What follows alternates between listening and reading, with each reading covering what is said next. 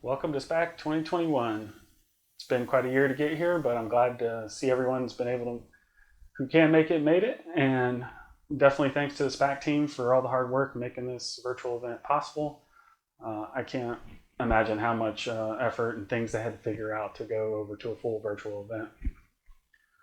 So today we're going to talk about how to protect your business from pirates, the digital pirates. A little intro about me though.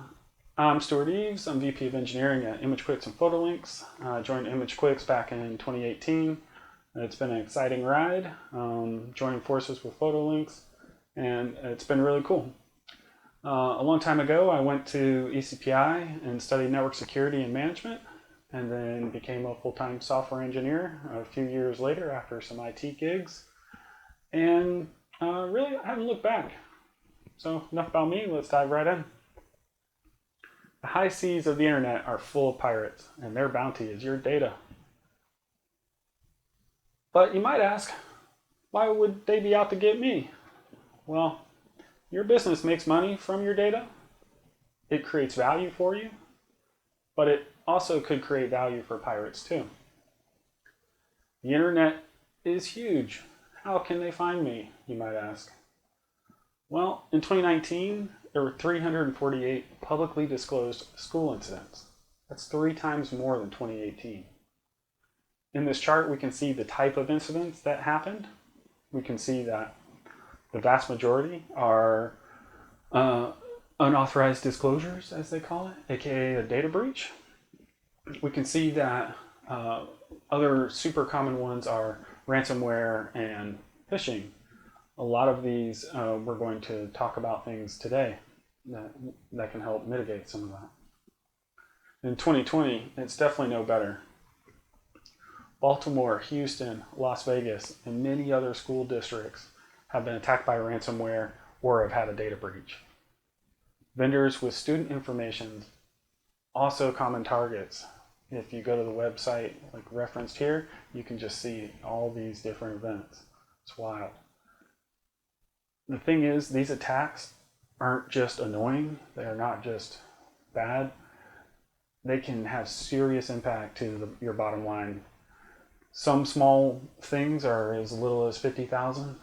One case in Texas was 2.3 million.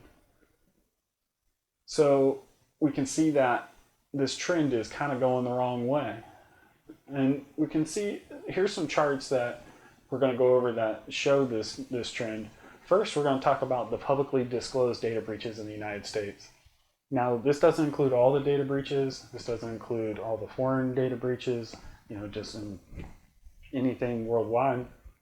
So we can see it's nice up and to the right, which is really good for our business, but really bad for this type of thing. It's not a good chart. You want to go up to the right.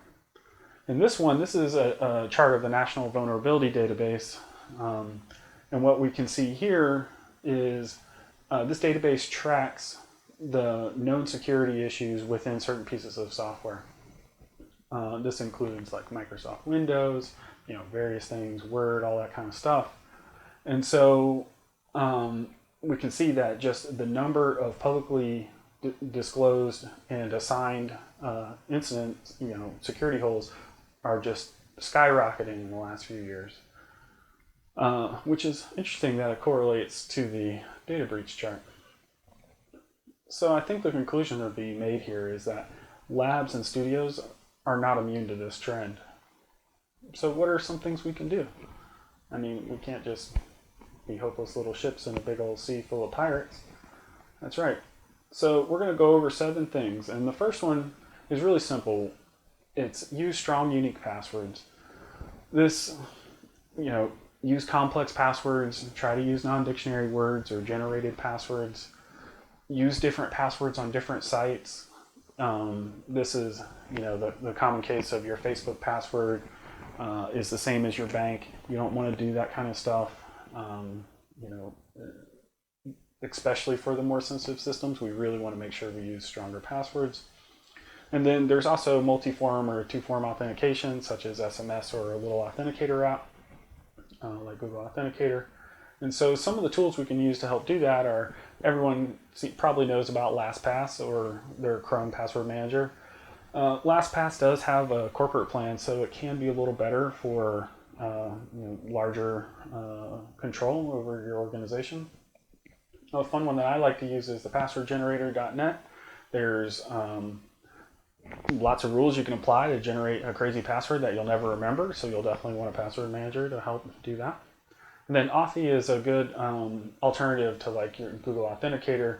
Authy has cloud sync, so if your phone, falls down a sewer drain or something, then it's easy to get back up and running. The next kind of thing we want to go over is the phishing side of the common attacks. It's really not a cute cover band. Kind of sounds like it might be, but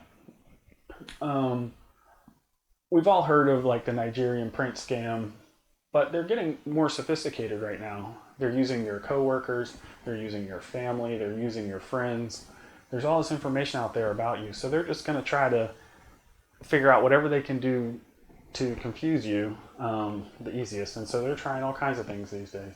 They're going to ask you for gift cards. They're going to ask you to respond on special phone numbers.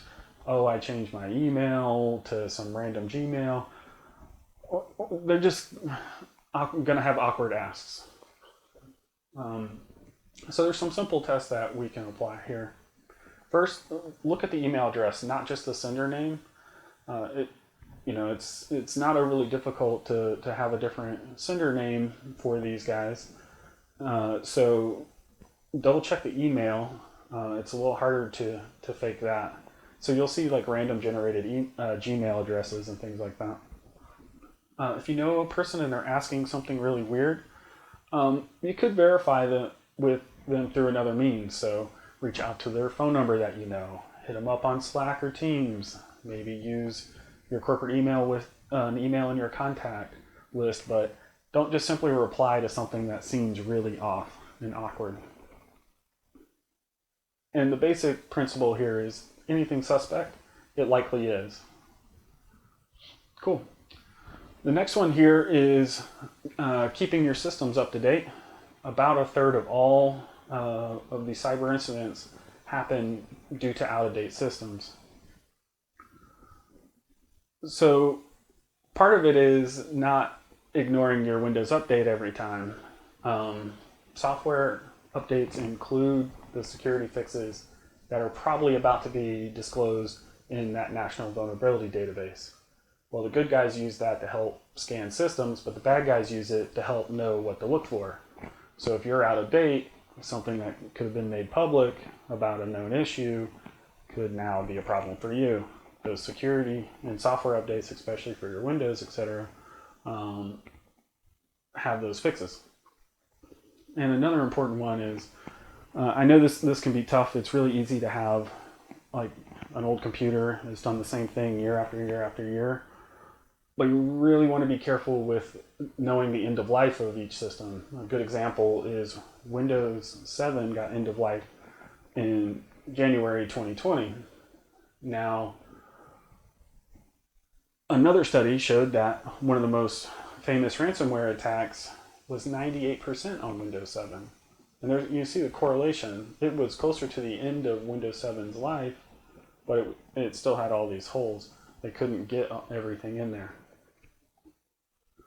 So what are some system tools we can do? Well, Windows has settings that you can do to set your automatic updates.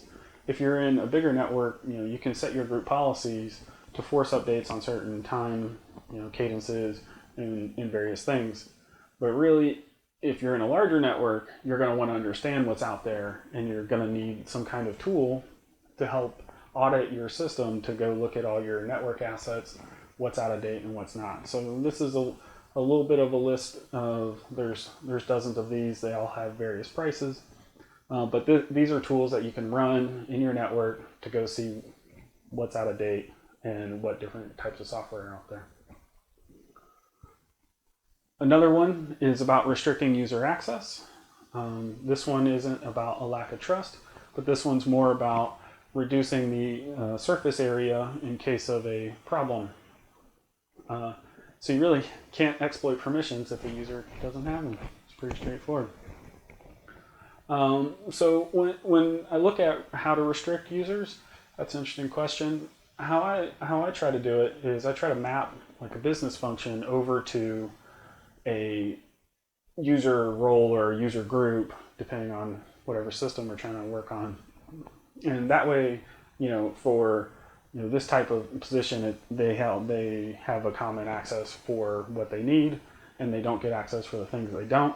There will be outliers sometimes. So sometimes people can get a little elevated access because they do these cross-functional things, and that's okay. But it's all about drawing those boundaries as much as you can. And it's the real simple rule is everyone doesn't need admin. And then another thing is if you're using default administrator on anything, you'll want to disable that as soon as possible, because that is a very, very common attack vector to look at network equipment or various things that have the default administrator credentials baked in, and it's very simple to exploit these things. All right, so common mistakes here are full trust environments. There's like a security principle called the least privilege principle, and that's really defining those roles to say, give services, software, users just enough to get their job done, but not much more, not any more to be precise. And this includes like if you have servers that do things, this includes restricting their access. I know it feels like servers are safe; they're your servers. You have several of them, but really try to limit internal access, even for service accounts. Another common mistake is having shared credentials. It's everyone, where it's possible, everyone should be using their own credentials. This lets you leverage your roles. This lets you manage, onboarding and offboarding easier for maybe some seasonal people, and those type of things. And then another very common one, because it's easy to set it up this way, is to give network shares. Everyone can have full access there, and so we need to look at those a little closer. Student data is sensitive data, so we should probably limit who all is allowed to, create the student data files, whoever is allowed to delete them, and those type of things. And so it's really about managing who can read, write, and delete from specific things on the network. And really that maps back to their part in the workflow. The next one here is about respecting the value in your data. Now, it is kind of, it is your treasure chest that the pirates are after. And so you'll want to back that up. The cool thing about digital treasure chests is you can make copies. So with some ransomware, I was reading an article the other week where they had encrypted the databases and some things, and then they deleted all the backups that were on the network, and then they tried to extort more money. And that's a pretty gnarly thing to get over. Now, so it's a really common and simple defense here is that we can just use an offsite backup tool. And this includes all of our valuable data: student subject, our images, our documents, our internal systems, custom websites, custom apps. We just want to find ways to get backups of the things that help our business run. And so there's quite a few tools in this category. And I would suggest, if you're not doing backups today, that you go do some research on these tools. Depending on what your needs are and the size of your business, you may need something like a SolarWinds or one of the other ones.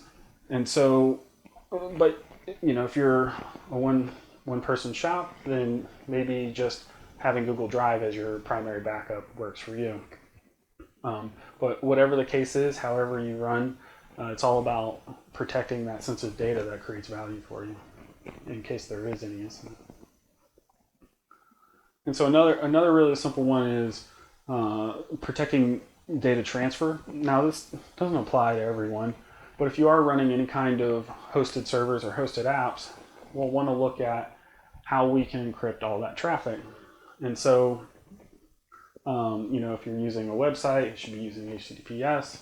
If you're using an FTP server, you can configure it for TLS or use SFTP, and this will encrypt the data while it's in motion.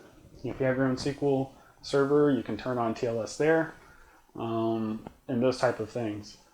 The general kind of easy mode for this is if you keep everything kind of within your network and you have a corporate VPN, your traffic to your computer, to your network is encrypted through that VPN.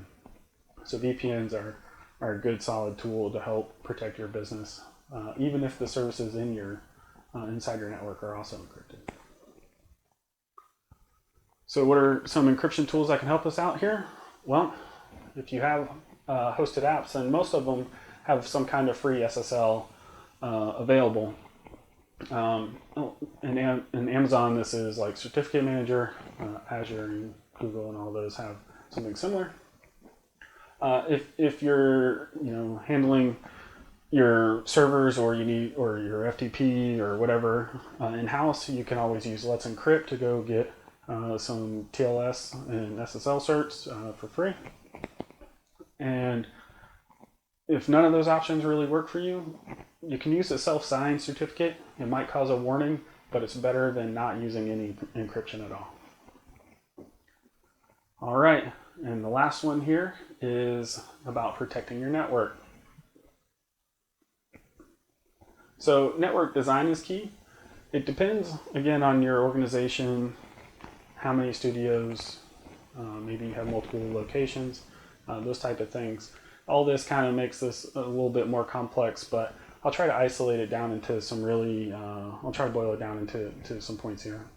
But network segmentation is critical. This is where we create little networks and comprise a bigger network. We do that based on information sensitivity, and we do that based on, if something was compromised over here, it can't spread over here.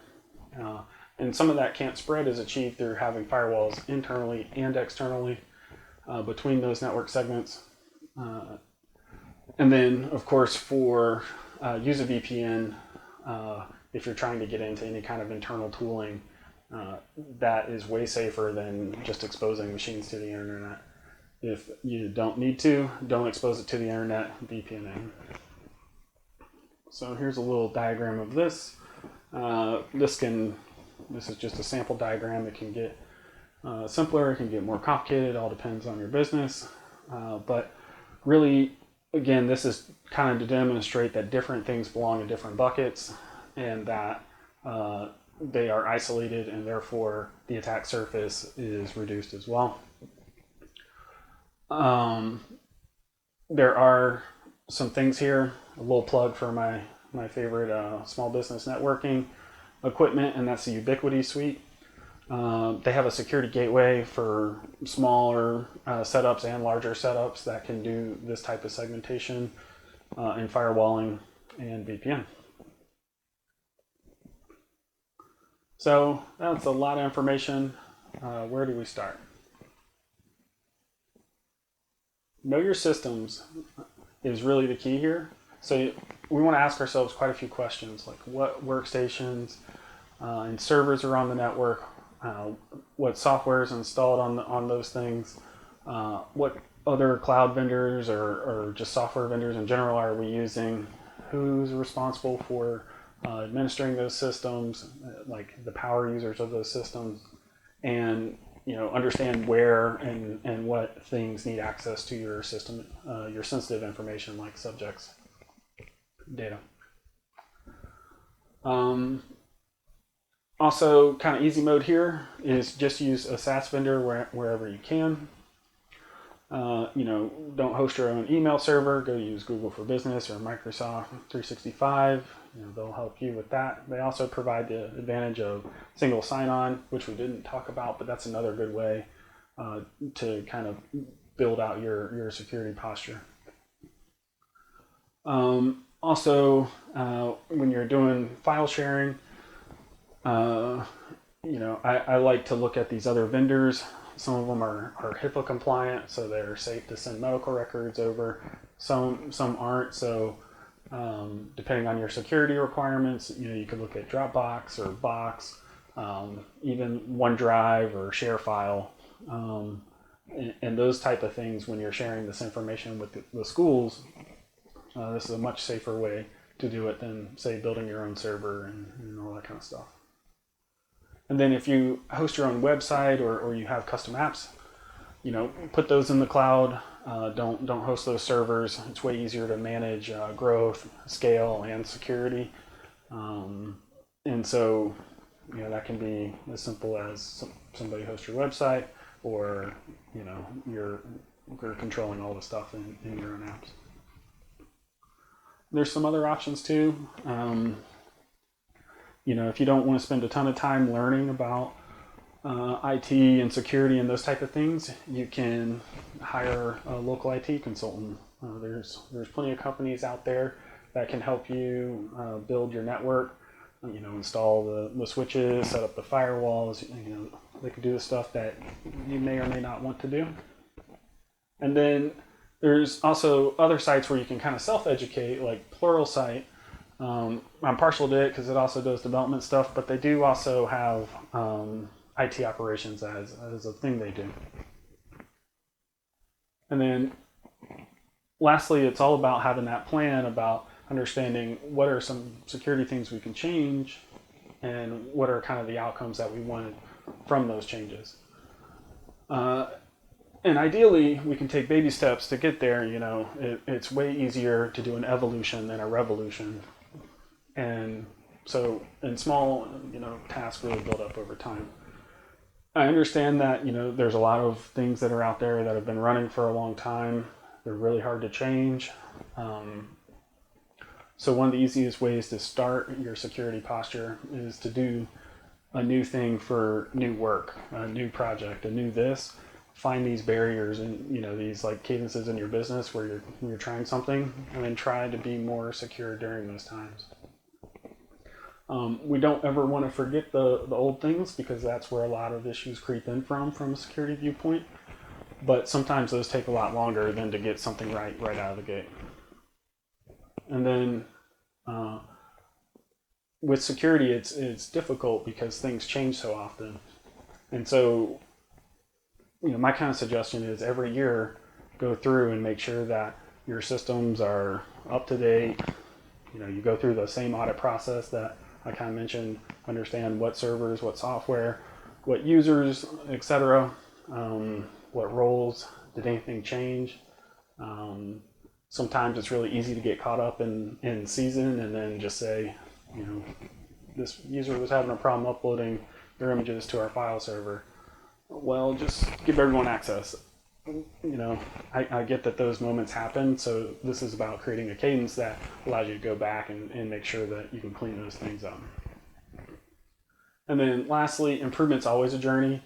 We're here at SPAC. It's great. We have all kinds of peers around us, so one of the best ways to learn is learning from our peers. And then, it's all about making changes, measure, learn some more, rinse, repeat.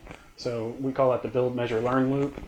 And that's something that can compound over time. And that's where those small changes will come in and really help you. Thank you. Are there any questions?